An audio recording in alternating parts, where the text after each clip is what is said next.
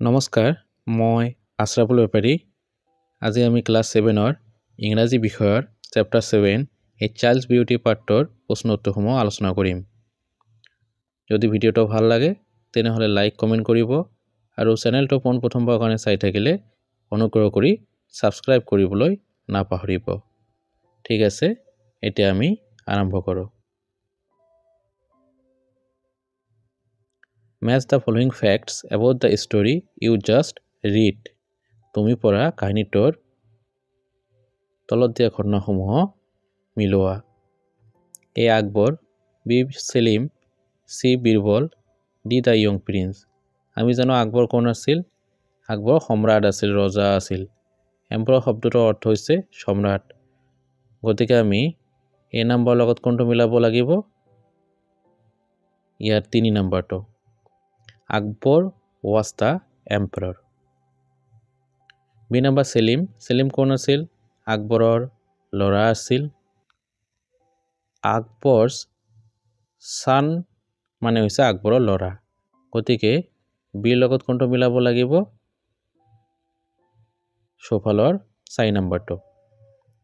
C number Birbal. Birbal কোন আছিল? আকবৰৰ ৰাজসভাত এজন মন্ত্ৰী আছিল। মিনিষ্টাৰ মানে হৈছে মন্ত্ৰী।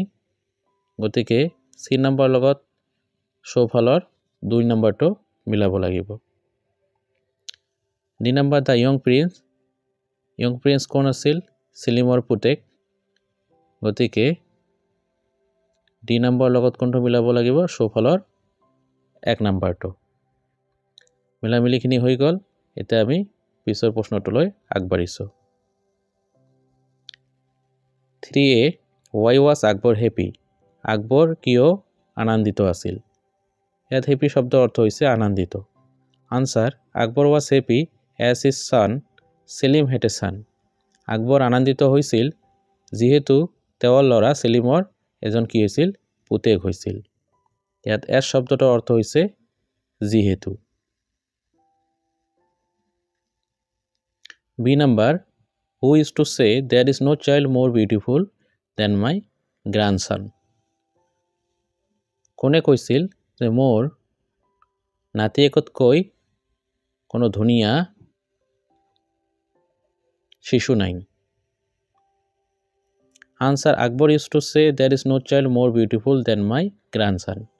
আকবৰে কৈছিল যে তেওঁৰ নাতিয়েকতকৈ বেছি ধুনীয়া কোনো শিশু নাই।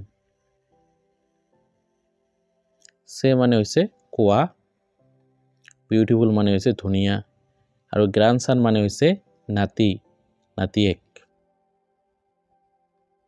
C number Why did each minister bring a child to the court? প্ৰতিজন মিনিষ্টাৰে, প্ৰতিজন মন্ত্ৰীয়ে ৰাজসভালৈ কিয় এটা শিশু লৈ আহিছিল? ব্ৰিং মানে হৈছে লৈ অহা।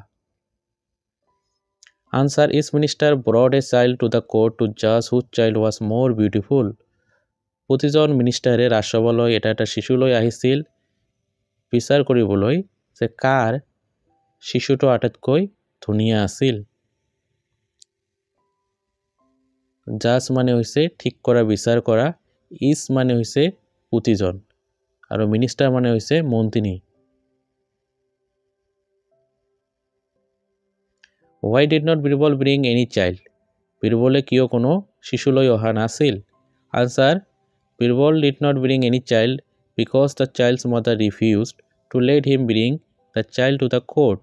বীৰবলে কোনো শিশু লৈ অহা নাছিল আৰু শিশুটোৰ মাকে তেওঁক ৰাজসভালৈ শিশুটো লৈ আহিবলৈ দিয়া নাছিল, অস্বীকাৰ কৰিছিল।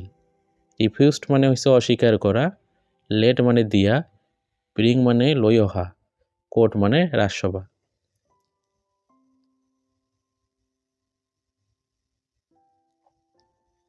ই number Why did Akbar and the ministers go in disguise to see the child that Birbal could not bring to court? কিয় আকবৰ আৰু মন্ত্ৰীসকলে ছদ্মবেশ ধৰি শিশুটোক চাবলৈ গৈছিল যিটো শিশুক বীৰবলে ৰাজসভালৈ লৈ আহিব পৰা নাছিল? ডিসগুইজ মানে হৈছে ছদ্মবেশ। Answer Akbar and the ministers went in disguise to see the child because the child's mother did not want strangers to cast an evil eye on her child. Akbar আৰু মন্ত্ৰীসকলে ছদ্মবেষ্টৰী শিশুটোক চাবলৈ গৈছিল কাৰণ শিশুটোৰ মাকে কোনো অচিনাকি ব্যক্তিৰ বেয়া চকু শিশুটোৰ ওপৰত পৰিবলৈ দিব বিচৰা নাছিল। ইভিল আই মানে হৈছে বেয়া চকু, কাষ্ট মানে পৰিবলৈ দিয়া, স্ট্ৰেঞ্জাৰ্ছ মানে হৈছে অচিনাকি ব্যক্তি, ৱান্ট মানে হৈছে বিচৰা। এক নম্বৰ প্ৰশ্ন, why did the mother of the child scream at Akbar? শিশুটোৰ মাকে আকবৰক চাই কিয় চিঞৰিছিল? স্ক্ৰীম শব্দটোৰ অৰ্থ হৈছে চিঞৰা। Answer, the mother of the child screamed at Akbar because he called her child ugly.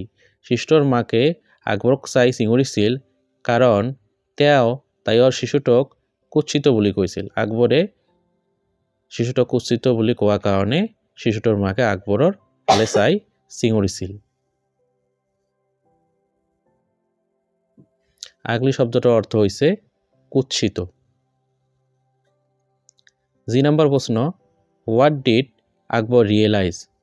Realise মানে হৈছে উপলব্ধি কৰা। আকবৰে কি উপলব্ধি কৰিছিল? Answer, Akbar realise that all children seem beautiful to their parents.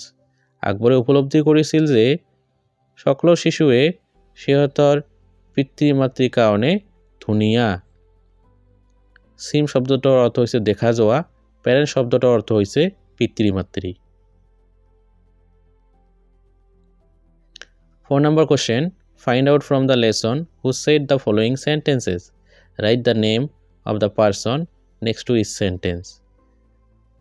ইয়াত কিছুমান সেন্টেন্স দিয়া আছে, বাক্য দিয়া আছে। এই সেন্টেন্সবিলাক কোনে কৈছিল পাঠৰ পৰা বিচাৰি উলিয়াব লাগিব আৰু সিহঁতৰ নাম প্ৰতিটো সেন্টেন্সৰ পিছত দিয়া ঠাইত লিখিব লাগিব। A number question, I have found a child who is the most beautiful child in the entire country. মই এটা শিশুক বিচাৰি পাইছো যি হৈছে গোটেইখন দেশৰ ভিতৰত আটাইতকৈ ধুনীয়া শিশু। এই কথাটো কোনে কৈছিল? বীৰবলে কৈছিল। কোনে কৈছিল? বীৰবলে। বি নম্বৰ প্ৰশ্ন, if this is so, we can go and see the child in this quiz.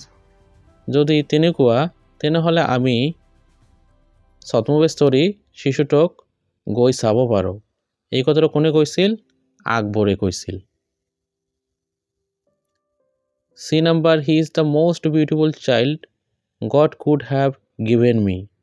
তেওঁ হৈছে আটাইতকৈ ধুনীয়া শিশু যাক ভগৱানে মোক দিছে। এই কথাটো কোনে কৈছিল? শিশুটোৰ মাকে। D number, then we can judge for ourselves.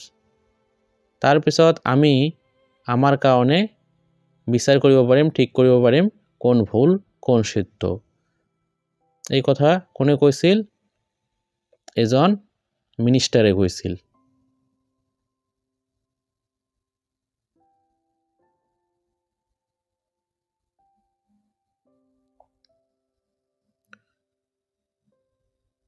তো আজি আমাৰ ভিডিঅ'টো ইয়াতে শেষ।